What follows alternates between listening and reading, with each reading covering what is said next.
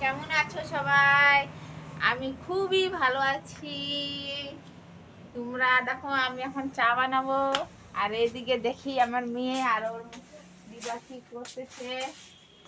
দেখো আমার মেয়ে আর ওর দিদা ওই যে মামার দোকানে, আর এই যে আমার বাবা এখানে বসে আছে চা খাওয়ার জন্য। এই যে আমার পুকলু পুকলু বাবা। বাবা একটু কি করে দেন বাবা। টাটা।